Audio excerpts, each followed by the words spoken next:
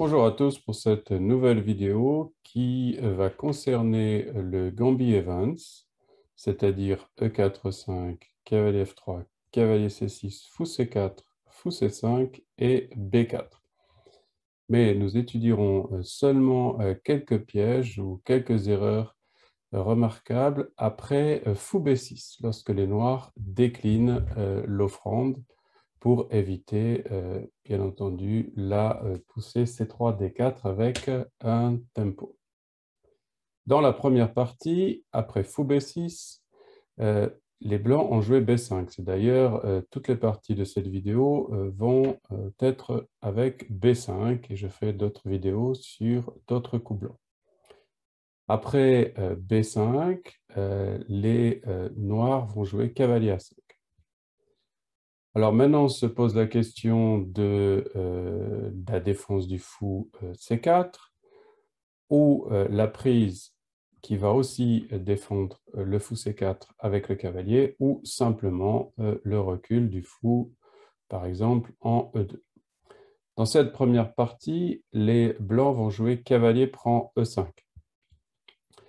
Les noirs vont prendre et après cavalier prend C4, les noirs vont avoir l'illusion qu'ils peuvent sacrifier le fou en F2 grâce à la fourchette ici en F6 puisque la dame viendra attaquer le roi et la tour 1. Et après roi prend F2, dame F6, dame F3, on s'interpose ici avec la dame. Alors si on prend la tour tout de suite, eh bien après fou B2, dame prend A2, cavalier B A3 défendant le cavalier C4 et on voit que les blancs vont gagner la dame par tour 1. La dame est prise au piège. Après dame D4, les noirs ont l'intention de récupérer le cavalier. Les blancs vont se défendre par cavalier E3 et après dame prend A1, ils referment la boîte de la dame noire par cavalier C3, D6, où il n'y a rien de mieux pour les noirs. Alors évidemment, pour l'instant, le fou C1 est cloué car la dame prendrait la tour H1, mais il suffit de faire un coup de préparation, tour F1, et après par exemple fou E6, fou A3 comme dans la partie, eh bien la dame est perdue et la partie s'est arrêtée ici. Alors, dans la deuxième partie, après E4, E5, cavalier F3, cavalier C6, fou C4, fou C5, B4, fou B6, toujours B5, cavalier A5, mais maintenant, après cavalier prend E5, les noirs ne vont pas prendre le fou avec l'idée dame F6, mais ils vont d'abord jouer dame F6. Alors ça, c'est une variante intéressante. Après fou prend F7, échec, roi F8, les D4, D6, et on voit que les blancs doivent régler le problème de leur pièce mineure ici, puisque le cavalier E5 qui est attaqué défend le fou F7. Alors dans la partie, les blancs vont jouer fou A3, clouant le pion D6, mais c'est une mauvaise idée. Ils auraient dû essayer fou prend G8, et après D prend E5, retirer le fou. Et après C6, par exemple, B prend C6, B prend C6. Ici, une idée intéressante, dame H5. C'est une position compliquée, hein, juste je montre l'idée. Après C prend D5, qui serait une gaffe, fou A3, échec. Et on voit que la dame viendrait en E8 faire mat. Après dame F8, dame prend F8. Donc après fou A3, dans la partie, au lieu de fou prend G8, eh bien les noirs ont joué cavalier E7. Donc ils esquivent le cavalier de G8, donc ce n'est plus possible pour les blancs de prendre et ils se retrouvent avec un problème insoluble, ils vont perdre une pièce et évidemment la partie va être perdue pour eux. Ils vont tenter une dernière chose, c'est dame D8 échec ici, mais après dame E8, fou prend E7, roi F7, ils ont récupéré une pièce, mais là, ils en avaient déjà deux de retard. Donc, ils vont devoir échanger les dames pour éviter de perdre le fou E7. Et en fait, ils ont abandonné ici. Alors, je reviens directement dans cette position pour la troisième partie et après B5, les noirs ont joué cavalier A5 et les blancs ont tenté fou prend F7, sacrifice de pièces avec l'idée roi prend F7, cavalier prend E5. Donc, deux pions pour voir la pièce, cela peut être intéressant, mais malheureusement, après roi F8, on voit peu de contre-jeu, pas assez de contre-jeu, on va dire, pour les blancs, mais pour un joueur d'attaque, pourquoi pas.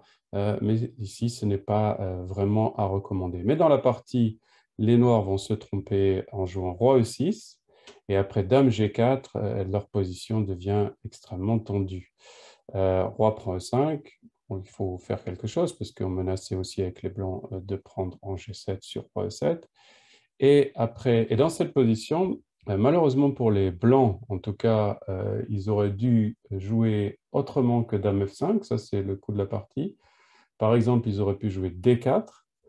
On peut voir quelques petites suites sur roi D6, fou F4, on voit roi E7 et on retrouve le thème de dame prend G7 avec un gain assez clair. Donc après D4, s'ils prennent avec le roi, eh bien, on peut jouer Dame H5, un très joli coup. En fait, l'idée, c'est de contrôler la cinquième rangée, de menacer mat en D5, mais surtout d'empêcher tout repli du roi noir. Et par exemple, sur G5, eh bien, fou prend G5, et la partie devrait se terminer assez rapidement. Après D4, si les noirs jouent fou prend D4, fou F4 échec. Là encore, beaucoup de problèmes pour les noirs. Si par exemple, roi F6, dame G5, et on voit l'enfilade ici, gagne la dame.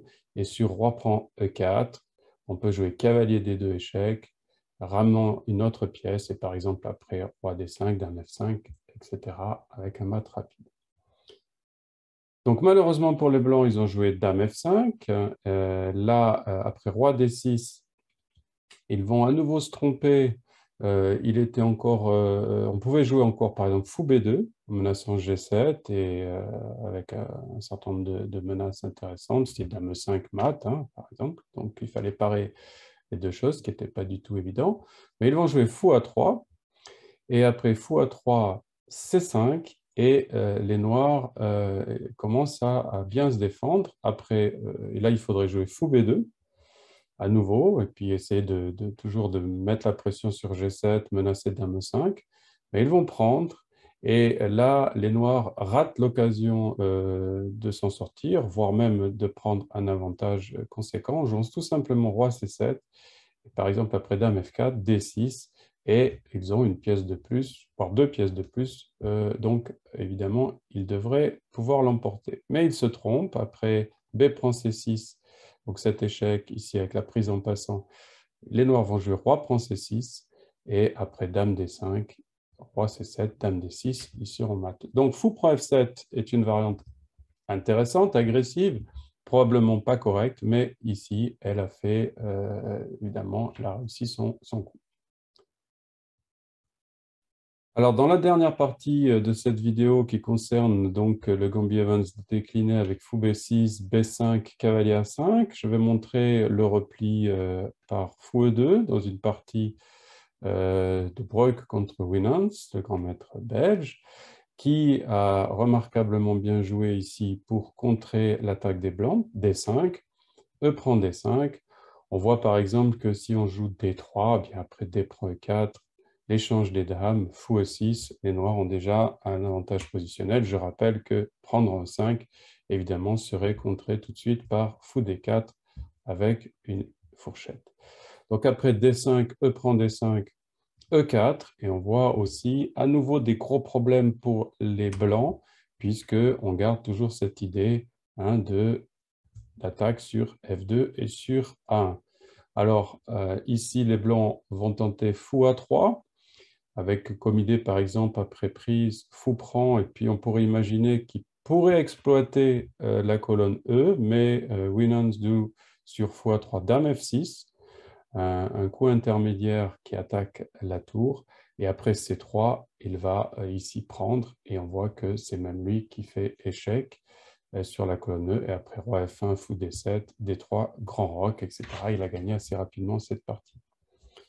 Donc, pour résumer un petit peu cette vidéo, sans faire une analyse trop théorique sur B5, cavalier A5, les Noirs semblent ne pas avoir trop de problèmes en faisant bien attention à ne pas vouloir gagner trop vite. Donc, on verra d'autres coups que B5.